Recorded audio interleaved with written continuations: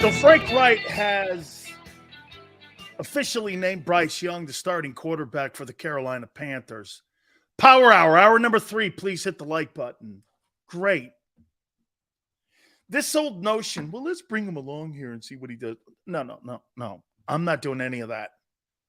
I got to find out right now, because when people do that, you're figuring out whether or not the quarterback is going to be the guy for the next guy. Coaches get fired too quick today, and I'm not doing that. I'm not sitting around having a guy because you think that gives you a hall pass for the year. Frank's got to win. After what happened in Indianapolis, you know what people are saying about Frank Reich? I would say this to you.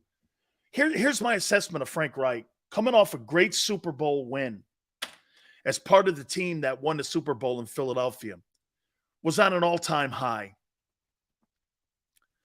Guys that wait have zero conviction, play the guy. That's right, and find out if he's the guy right away. Nowadays, you can get out of those contracts because it's not like it was back in the days when you had those Sam Bradford deals where you gave a guy $72 million. I think Bradford was the last guy that deal was done with. You don't have to do that shit anymore. Okay? You don't. You're not held hostage any longer at that first round pick. If I think that guy, like Trey Lance, dude, holding on to Trey Lance is a nightmare right now for San Francisco. Fire his ass. Get him out of there. He is not, watch this. If Trey Lance is decent, it's not worth it. Brock Purdy makes $900,000. Who do you think I'm starting? I got to pay Nick Bosa. Who do you think I'm starting? If it's even, get this, in today's NFL, well, unless you've got these stupid-ass personnel guys who are there and have to, like, kiss the owner's asses. If I'm John Lynch and I'm the San Francisco 49ers, I do this. If it's close, it's Purdy's job. It's Purdy's job. Then the owner's going to come down and go, hey, you wasted 3 ones to get the guy? Yep. But we're still in the NFC title game. Now we have another shot to win it. And we found a guy in Brock Purdy. So I did find a guy in the 7th round. Last player taken. And he's a starter and a shot maybe at a Pro Bowl this year. He did win 12 ball games last year. Was part of 12 wins. And we're in the NFC title game again. It's the only way you save face. Because then your owner goes like this. Okay, because then what you do, well, we didn't have to play for Brock. We played for the other guy. Okay. It's kind of a wash. Except for the picks. It's the only thing that's going to really be something that you can't swallow is all those picks that they had to give to Miami to get up into that spot. That's where you can't really get around it. That's why you got to be right on you can't have Solomon Thomas picks any longer if you're the San Francisco 49ers. You've got to be hitting on everything that moves when it comes to those draft choices. San Francisco, if it's close, it's Purdy's job. It's not Trey Lance's. Because why? I'm not picking up any option on that. Hey, that guy's not worth an option. Tua was worth an option. $18 million? Shit, I had no problem paying $18 million on Tua. Tua actually showed me last year he can play. It's just whether or not he can be healthy. Trey Lance has not shown me he can play. Like, here, I'll tell you your eyeball test on Trey Lance. You do this on Trey Lance. I'll tell you, man, I watched Justin Herbert throw the ball one time in the Kansas City game, and I went, wow, this guy looks like he is going to be special. I said that. When Tyrod Taylor got hurt by the team physician, stabbed him in the heart, I don't know, whatever, and I saw him playing that game. It was a loss. And I saw him playing that Kansas City game. I was like this, holy shit, this guy could throw the ball, man. I was a little bit blown away because he really didn't throw the ball like that at Oregon. And when he was throwing the ball all around the place, I was like, holy shit, this guy can throw it. And then the more you watched Justin Herbert throw the ball, you were like, man, this guy can throw it. This guy can throw it around. When you watch Trey Lance, you don't see any of that. Like, when you watch Brock Purdy throw, you're like, hey, man, this guy's got some pretty good field vision, and he gets it out of there quick. You could tell he gets it out of there quick. When you watch Jalen throw the ball, you could see Jalen's worked out his game a lot. He don't get the ball out of there quick. He's got to wind up a little bit. I mean, he's not a guy that flicks that thing out there. Okay? I mean, he doesn't. He works at it. And the way they run the ball creates that open space. That is what helps Jalen Hurts in his passing offense is that it's not a progression offense. It's just not. It's an RPO offense. We know this. What does RPO mean? There's no progression in reading. Like, he doesn't go three wideouts or 3 targets down, then goes to a back if he has to go to the short game or the dump-off pass. Jalen Hurts led the NFL in non-dump-off passes. Yeah, because RPO doesn't have a dump-off pass. That's not what RPO is. Okay? He's getting, I mean, Jones versus Zappi. I think Bailey Zappi throws a pretty nice football. Hey, JM, that's good. I would say this to you. That guy Bailey Zappi looks like he's got more of a quick release than what Mac Jones does. You see that too. And I think that's why they have that competition open, is that Zappi has more of a quick release. And I think he's a tad bit more accurate, and I think he's also a little bit more technically sound. And when you watch the ball and the way you watch him throw it. So it's great to see Bryce Young. Congratulations. I'm looking forward to it. And if I'm Shane Steichen, start Anthony Richardson. Get his ass out there. Sam Darnold will be the guy. Mr. Picks. Hey, you know what I said about him, Weapon, when he was at USC? This guy turns the ball over too much. Coming to the NFL, turns the ball over too much. I'm like, nothing's changed. You're kind of who you are. Sam Darnold, I never thought was a good quarterback in college. I never thought he was. I never thought Zach Wilson. I saw Zach Wilson. What's that, Coastal Carolina? He couldn't beat Coastal Carolina or like Utah. And I'm like, if you can't beat those programs, why? And you can't dominate those programs, why do I think he'll dominate the AFC East? Boy, is that guy is the next Josh Rosen. That kid from BYU, Zach Wilson, he's like the next, like Josh Rosen. He's just not good, man. He has a pretty good release. He did, but when you watched him in certain games, like games that had really good quality corners and really good defenses, like they ate him up, man. He's too reckless with the ball too. Utah's a great program. I love Kyle Whittingham. He's a dear friend of ours. Comes on the program too. Next, Johnny Manziel. I think Johnny Manziel's better than Zach Wilson. I think he's better. All right. Let me ask you guys this question. I asked Gary Cobb this question. Who do you think has a better year this year? DeVonta Smith or AJ? AJ Brown or DeVonta Smith? Who has a better season this year?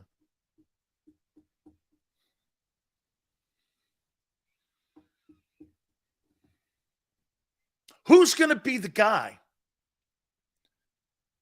And just because you're paying that guy, DeVonta is getting better. DeVonta's getting better.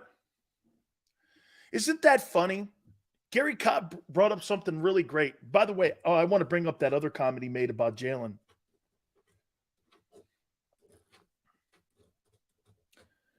So, AJ Brown didn't have a lot of good technique qualities when he was in Tennessee because he wasn't being asked to have them there.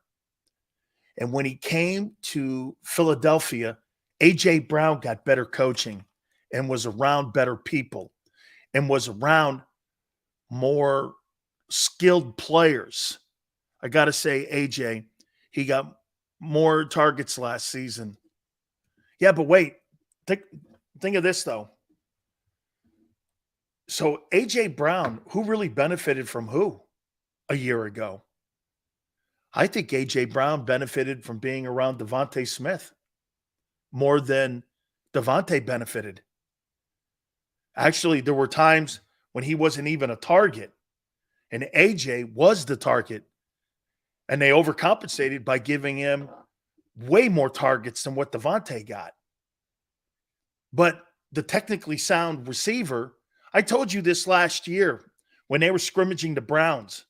The coaches at the Browns were all saying this: Jesus, man, this guy runs precise routes. I mean, to a T. His cuts are great. His seam running's great. His stop and go, his wheel routes are great. Everything he does. You know, when you're a player like that and you're in a room, let me say this to you. When you're a player like that and you're in the room with the Judys, with the Waddles, with all those kind of players, and you're in a room like that, you have to be great in practice, not just in the game. You got to be productive in the game, but you've got to be precise in practice. Or why? Those coaches at Alabama will play the other guy. We've already seen that, right, Jalen Hurts? Think about this, okay? Think about this. If Jalen Hurts' situation doesn't tell you how great you have to be, think of this one, Tone. Jalen Hurts had to be perfect in practice, had to be perfect and productive in games to keep his quarterback job. Couldn't do it.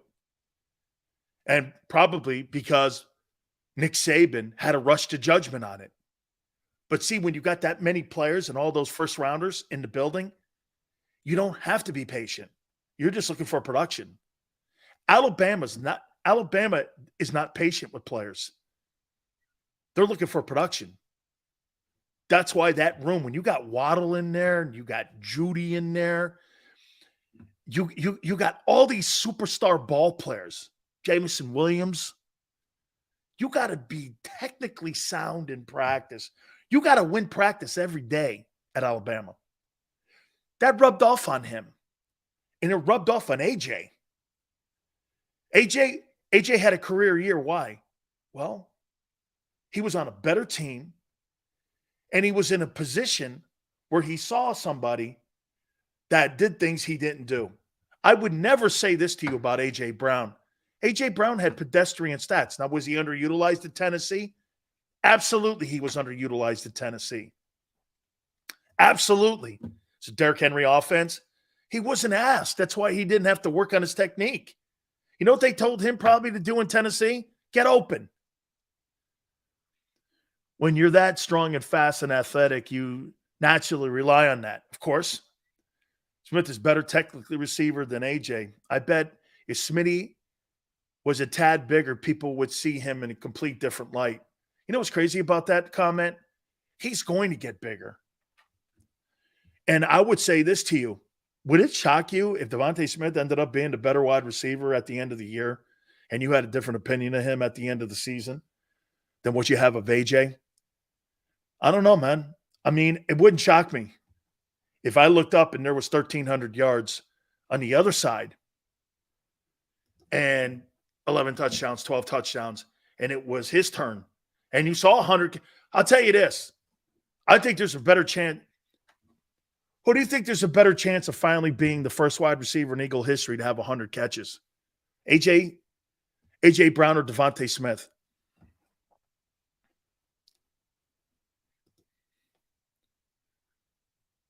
Smitty's my personal favorite, probably because we drafted him. He means more. Homegrown stuff, loyal to the soil, all that. Yeah, sure. Hey, it will always remember something, though, Tone. There's nothing wrong with that.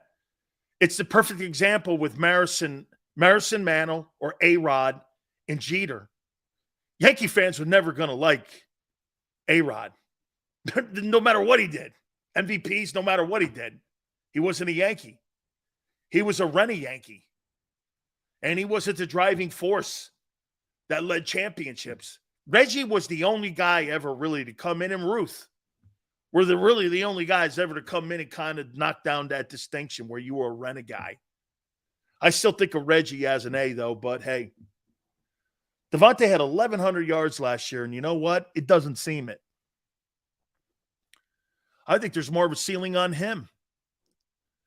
To answer your question, I believe Smitty will definitely hit 100 catches before AJ. I think he could get 100 catches this year.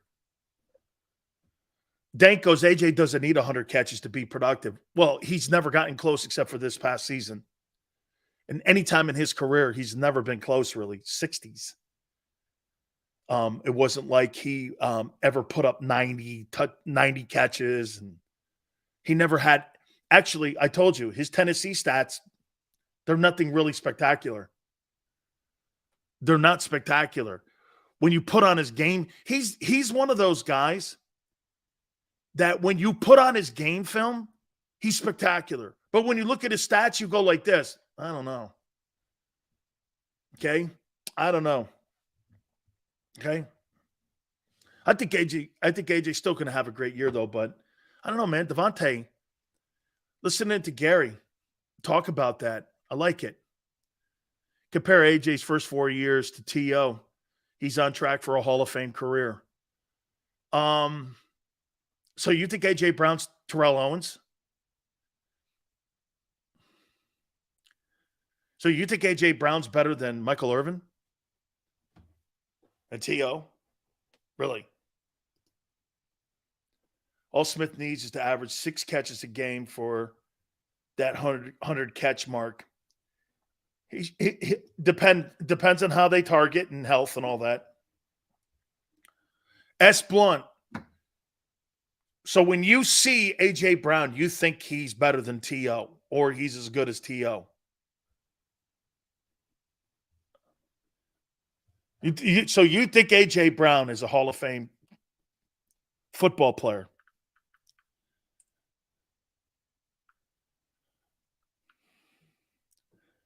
Terrell Owens stats. I believe A.J. Brown was a second. I believe that A.J. Brown was a second rounder. And I think Owens was a later round guy. A.J. has more of a deep threat than DeVonta. You could put him in the slot, so I think DeVonta will have the first 100 catch season.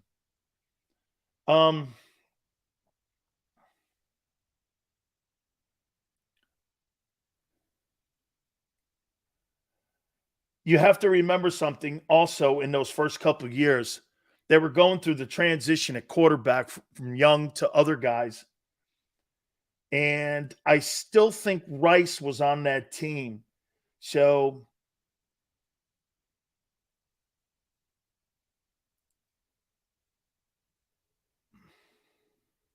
$60 catches, 90 catches, 100 catches, 8.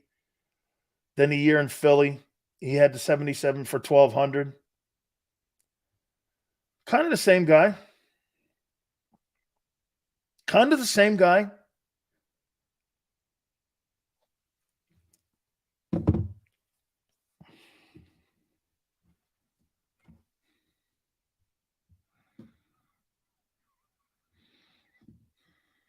Kind of the same guy.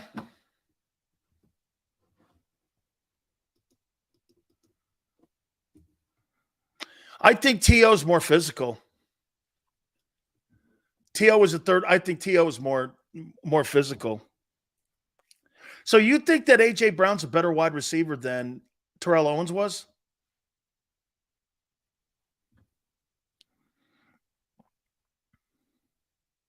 It's not preposterous. Owens' best season was Dallas. 81 catches, 1355. Actually, catches-wise, his best season was San Francisco, 202. He had 100 catches, 1,300 yards. He had 16 touchdowns in 01, and 14 with the Eagles, and 13 with the Cowboys.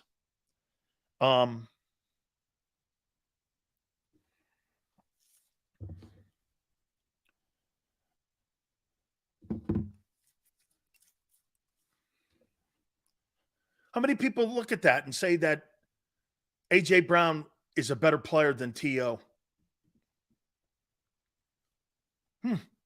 It's not preposterous. It's not. It's not that preposterous.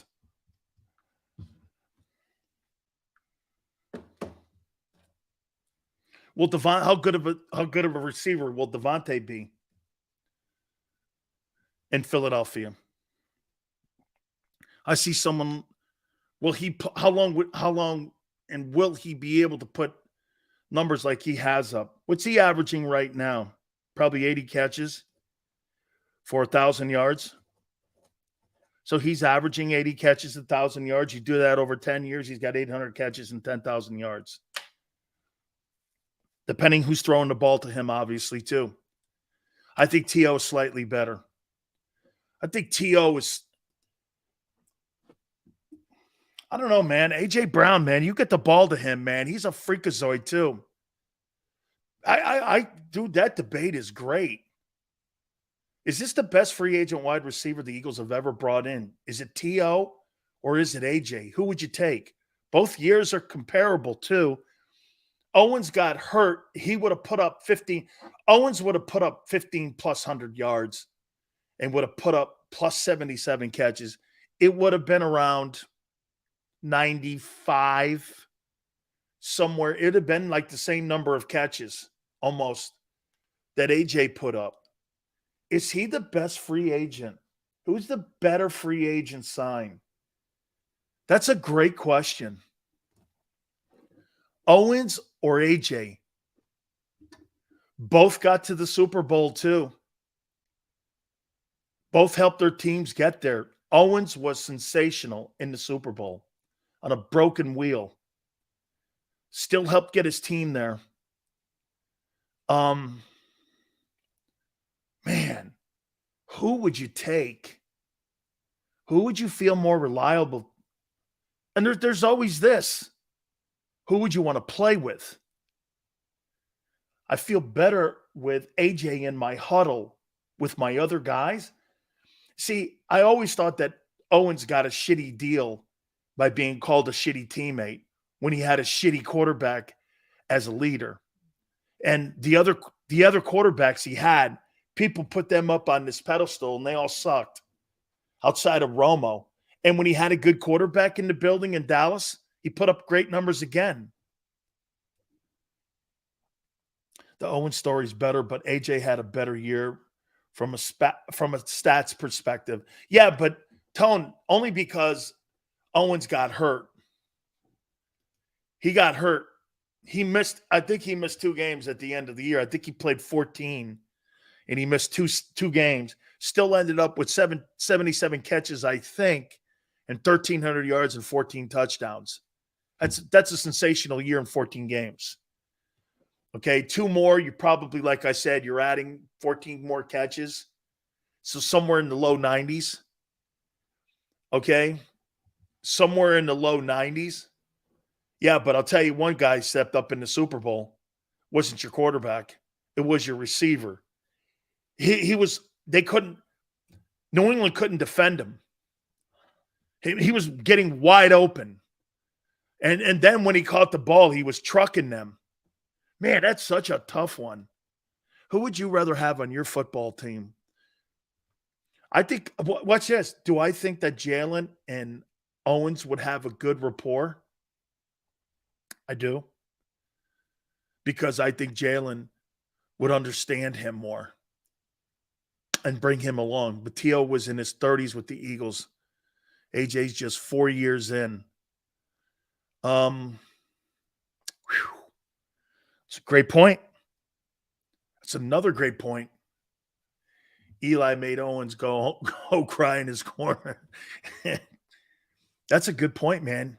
And he was underutilized. T.O. would thrive with Hurts.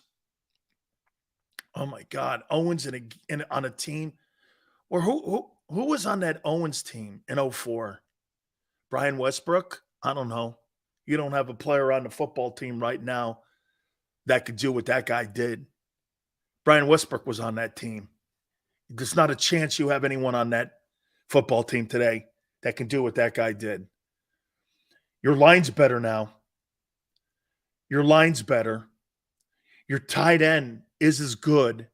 Your receiving core is way better. Your running game is probably better. This football team is better than that 2004 team. I mean, this roster is better. Ironically, Owens played on Jalen Hurts' celebrity baseball team over the weekend. I think Hurts could keep Owens in check. Yeah, no, I saw that. That's kind of why I'm here. Is that in the way, from what I'm understanding, I heard that Terrell Owens had a great time with him.